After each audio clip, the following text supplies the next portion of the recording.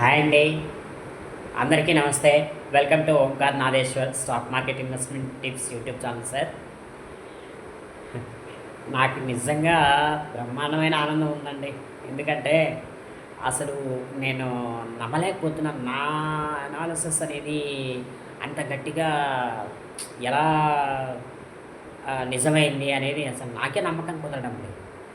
So ఈరోజు Nifty చూసారు కదండి, ఇంచుమించుగా 800 పాయింట్లు గ్యాప్ అప్, అరౌండ్ 900 పాయింట్లు గ్యాప్ అప్ అండి. ఎక్కడ ఓపెన్ అయింది? 24,400 దగ్గర ఓపెన్ అయిన నిఫ్టీ ఏకంగా 24,920 దాకా ర్యాలీ చేసింది. ఫస్ట్ ఏమో 24,385, 400 ఆ మధ్యలో, 24,380, 400 ఆ మధ్యలో ఓపెన్ అయిన నిఫ్టీ అక్కడ నుంచి కంటిన్యూస్గా ర్యాలీ చేసింది 1 అవర్ దాకా. కాసేపు 24,600 దగ్గర లేదా 650 దగ్గర సస్టైన్ అవుతూ కనిపించింది. మొత్తం మీద 24,500 మీదన సస్టైన్ అవుతూ కనిపించింది. 500 మీదన కూడా కాదు, 550 మీదన సస్టైన్ అవుతూ కనిపించింది. అయితే అందరూ కింద పడిపోతుంది ఇంకా నిఫ్టీ అనుకున్నాం. కానీ ఆఫ్టర్నూన్ తర్వాత మరలా తిరిగి డబుల్ ధమాకా ఇచ్చింది. కంటిన్యూస్గా ర్యాలీ అవుతూ 24,920 దాకా చేరుకుంది. అరౌండ్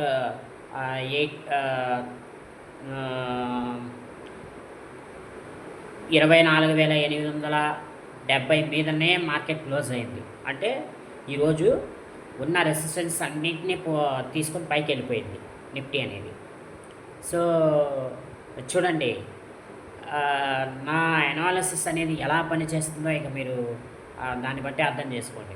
అంటే ఈరోజు ఇంత గ్రేటెస్ట్ ర్యాలీ వచ్చింది, మరి ఇదే ర్యాలీ కంటిన్యూ అవుతుందా అంటే చెప్పలేము. కొద్దిగా ఇక్కడ నుంచి ప్రాఫిట్ బుకింగ్స్ వస్తాయి. కంటిన్యూస్గా ఉన్న రెసిస్టెన్స్ పాయింట్స్ అన్నింటినీ కట్ చేసుకుంటూ వెళ్ళిపోయింది నిఫ్టీ అనేది. నేనేం చెప్పాను, 24,700 దగ్గర, 750 దగ్గర రెసిస్టెన్స్ ఉందని చెప్పాను కదా. అయితే 24,500 దాటిన తర్వాత ఖచ్చితంగా రెసిస్టెన్స్ ఉందని చెప్పాను. చాలా వరకు 24,000 దగ్గరే సస్టైన్ అవుతూ వచ్చింది.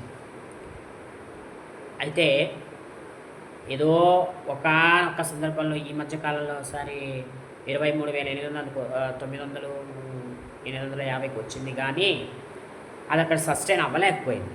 మరలా తిరిగి పైకి తీసుకోవడం మనం చూసాం. సో అదేవిధంగా ఇలాంటి ర్యాలీస్ వచ్చినప్పుడు ఏ స్టాక్స్ అయితే లాసెస్లో ఉండి పార్షియల్ ప్రాఫిట్స్లోకి వస్తాయో అక్కడ మనము ఖచ్చితంగా ప్రాఫిట్స్ బుక్ చేసుకోవాలి. షార్ట్ టర్మ్ వ్యూస్ ఉన్న వాళ్ళు ఎవరైనా ఉంటే. ఇవన్నీ తర్వాత మాట్లాడదాము. ఈరోజు నిఫ్టీ గురించి ఇంకా చాలా వరకు మాట్లాడాలని నా కోరిక, మాట్లాడతానండి. సో చూసాం కదండి, ఇంచుమించుగా 25,000కి దగ్గరగా ఉంది. రేపు కనుక 25,000 టచ్ చేసే అవకాశం లేకపోలేదు. అయితే రేపు ఎక్కడ చూస్తారు?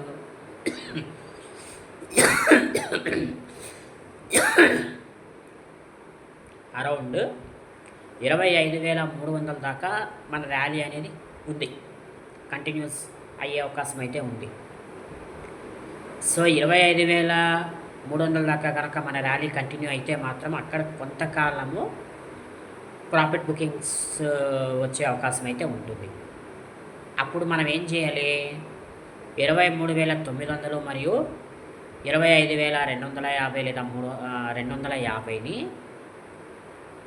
అప్ ట్రెండ్ మూమెంట్స్గా పెట్టుకోవాలి. అంటే ప్రాఫిట్ బుకింగ్స్ ఎందుకు వస్తాయని మనం చెప్పుకోవచ్చు అంటే 23,900 నుండి 25,250 అంటే 9,1,100, అరౌండ్ 1,350 పాయింట్లు పెరిగినట్లయితే అక్కడ ఖచ్చితంగా ప్రాఫిట్ బుకింగ్ ర్యాలీ అనేది వస్తుంది.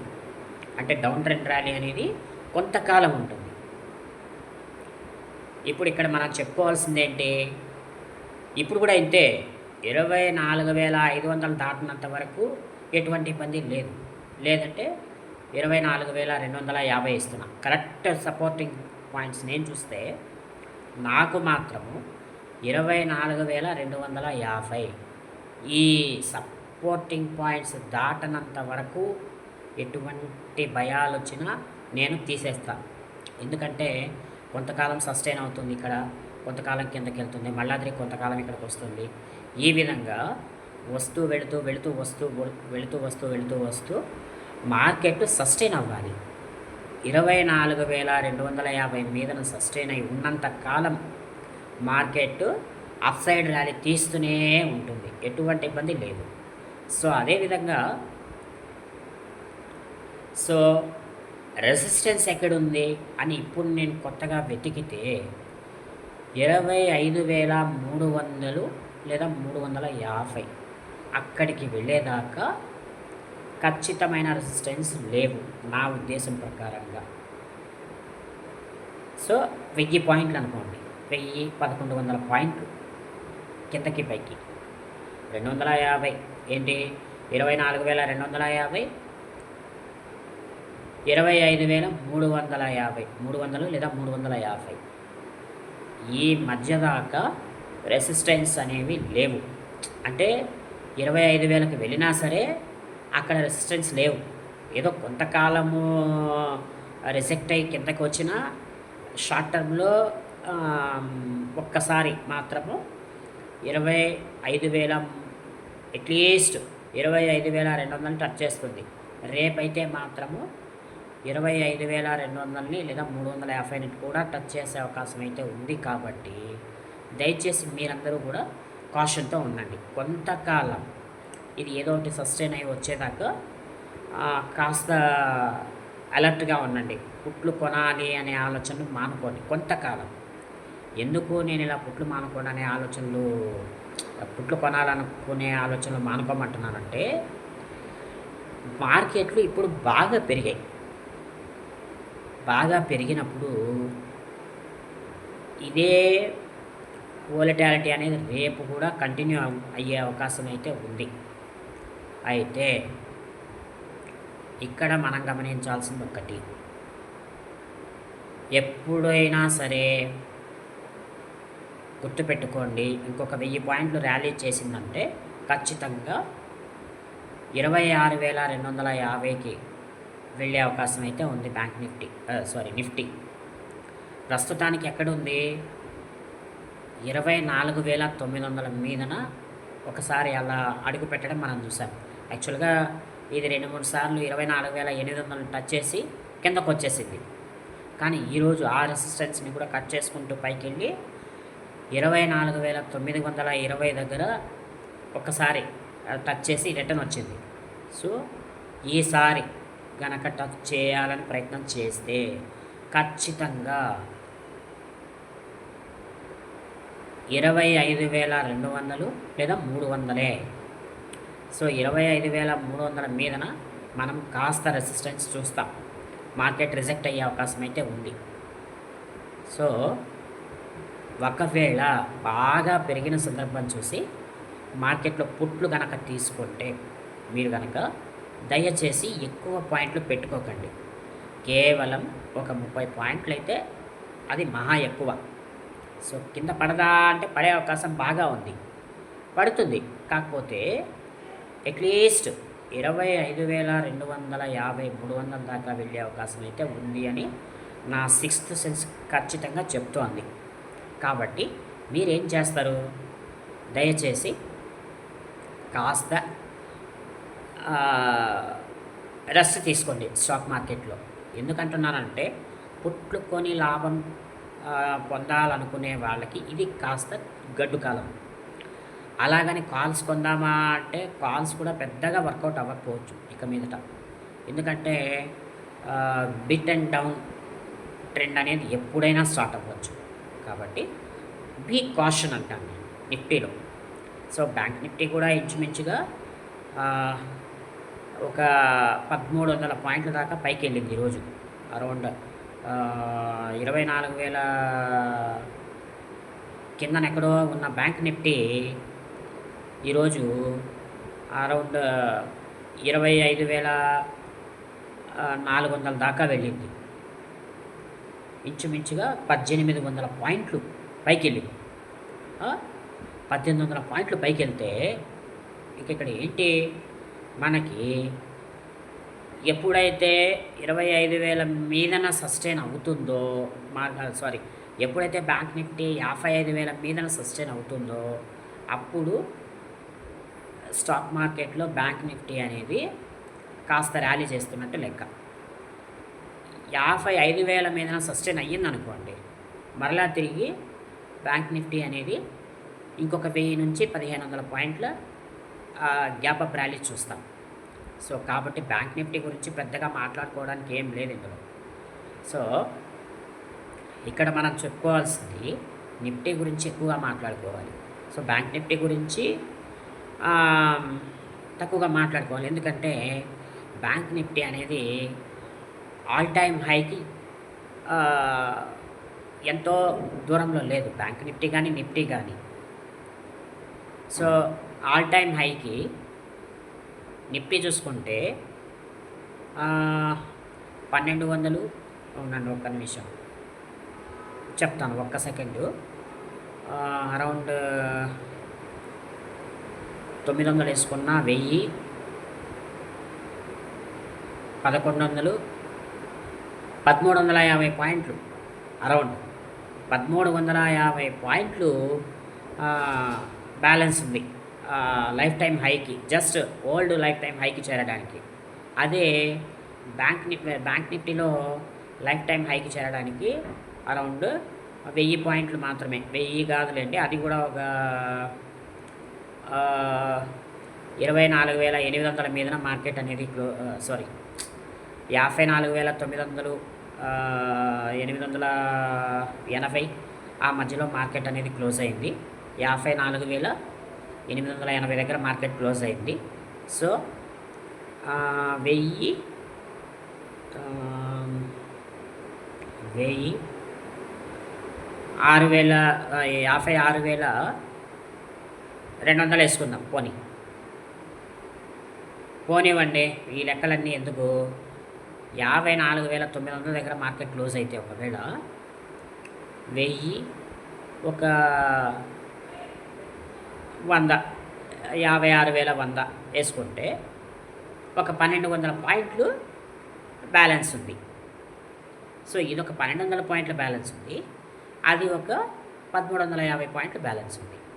సో ఓవరాల్గా మార్కెట్లు మరలా తిరిగి రికార్డెడ్ హైకి చేరడానికి ఎంతో దూరం లేదు.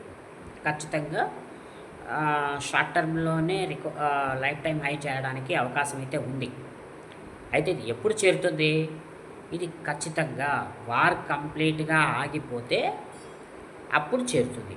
ఇన్ కేస్ మార్కెట్ కంటిన్యూ అవుతున్న సందర్భంలో ఒకవేళ బ్యాడ్ న్యూస్ మరలా తిరిగి రిపీట్ అయ్యింది అనుకోండి, ఆన్ ది స్పాట్ కొట్టారు అంటే ఎంతో దూరం కిందకి వెళ్తుంది. మరలా తిరిగి బ్యాంక్ నిఫ్టీలో 53,500 చూడడానికి అవకాశం ఉంది. నిఫ్టీలో 23,000 చూడడానికి అవకాశం ఉంది. 23,500 ఆ మధ్యలో చూడడానికి అవకాశం ఉంది. సో ఇవి సస్టైన్ అవ్వాలి, లేదా సస్టైన్ అయినా అవ్వకపోయినా మనం లాభంలో ఉండాలి అంటే ఇప్పటి వరకు మార్కెట్లలో పెరిగిన వాటిని మనము లాభాలు బుక్ చేసుకోవాలి. ఈరోజు కూడా మనం చూస్తున్నట్టయితే రైల్వే సెక్టార్లో RVNL 11% పెరిగింది. అదేవిధంగా SBI 5% పెరిగింది. సో ఎస్ బ్యాంకు, మనం చెప్పుకున్న ఎస్ బ్యాంకు అరౌండ్ 10% పెరిగింది. సో సుజలాన్ బాగానే పెరిగింది. ఆ సుజలాన్ అరౌండ్ 8% దాకా పెరిగింది. సో సెంకో గోల్డ్ కానీ లేదా ఇతరత్ర టెక్స్టైల్ సెక్టార్లో ఉన్నటువంటివి ఏవైనా కానీ బాగానే పెరిగాయి. ఈరోజు ప్రతి సెక్టారు బాగానే పెరిగింది. సో కాబట్టి మార్కెట్లో ఇప్పుడు మనం ఏం చేయాలి అంటే ఉన్న వాటిని ప్రాఫిట్స్ బుక్ చేసుకోవడమే ఉత్తమము అని నేను అంటాను. ఎవరికి? షార్ట్ టర్మ్ గెయినర్స్కి, అదేవిధంగా వీక్ హార్ట్స్ ఎవరైతే ఉంటారో వాళ్ళందరూ కూడా ఖచ్చితంగా ఇప్పుడు ప్రాఫిట్స్ బుక్ చేసుకొని తీరాలి. నాకు బ్రహ్మాండమైన సంతోషంగా ఉందండి. ఆ సంతోషంతోనే ఈరోజు నేను ఈ వీడియో అనేది చేయడం జరుగుతుంది. సో ఇలాంటి మంచి మంచి వీడియోస్ మీరు చేసుకోగలిగితే, అదే చూడాలనుకుంటే దయచేసి నా ఛానల్ని సబ్స్క్రైబ్ చేయండి. లైక్, షేర్, కామెంట్ ఇవ్వడం మర్చిపోకండి. సో మరొక విషయం అండి, మార్కెట్లు పెరిగాయి కదా, ఇక మీదట కూడా ఇలాగే ఉంటుంది పరిస్థితి అని అయితే అస్సలు అనుకోకండి. మార్కెట్లలో బ్యాడ్ న్యూస్ రానంత వరకు ఎటువంటి ఇబ్బంది లేదు. ఈరోజు ఈవినింగు ఇండియా పాకిస్తాన్ మీటింగ్ ఉంది.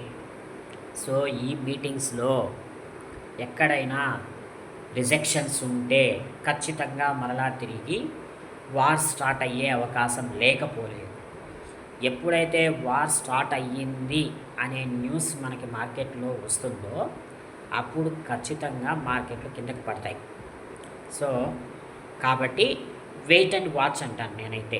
లాంగ్ టర్మ్ ఇన్వెస్టర్లు ఈ అప్ ట్రెండ్ మార్కెట్కి భ్రమపడిపోయి ఇక్కడ మార్కెట్లలో ఏమైనా కొందామా అంటే ఇది కరెక్ట్ టైం కాదు. ఎప్పుడు కూడా మార్కెట్లు కిందకి పడేటప్పుడు కొనాలి, పైకి పెరిగేటప్పుడు బాగా పెరిగిన తర్వాత అమ్మాలి.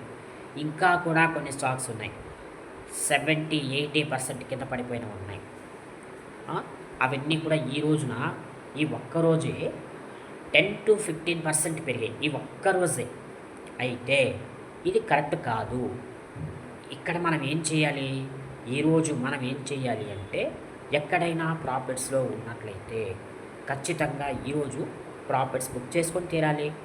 ఖచ్చితమైన ప్రాఫిట్స్ మనకి రావాలి అని అనుకుంటే కుదరదండి. వచ్చినప్పుడు ప్రాఫిట్స్ బుక్ చేసుకుంటూ ఉండాలి. ఇదే ఈరోజు 15% పెరిగింది కదా, నెక్స్ట్ డే ఏం జరుగుతుందో తెలుసా? మెల్లమెల్లగా ఇంకొక 30% మార్కెట్ అనేది కరెక్షన్కి గురవుతుంది. ఆ కౌంటర్, స్పెసిఫిక్ కౌంటర్ ఏదైతే ఉందో, పెరిగిన స్పెసిఫిక్ కౌంటర్స్ ఏవైతే ఉన్నాయో అవన్నీ కూడా ప్రత్యేకంగా ఇంకొక 30% ఇక్కడ నుంచి 30% కిందకి పడడానికి రెడీగా ఉన్నాయి కనుక ఇక్కడ ఉన్న వాళ్ళందరూ కూడా ప్రాఫిట్స్ బుక్ చేసుకోండి. సో ఈ వీడియో మీకు నచ్చిందని ఆశిస్తానండి. మరొక మంచి వీడియోతో మరలా తిరిగి మీ ముందుకు వస్తాను. అంతవరకు మీరు చేయాల్సిన పని ఏంటి? ఈ వీడియో చూసిన ప్రతి ఒక్కళ్ళు లైక్, షేర్, కామెంట్, సబ్స్క్రైబ్ చేయండి. మరొక మంచి వీడియోతో మరలా తిరిగి మీ ముందుకు వస్తాను. అంతవరకు సెలవు. నమస్తే.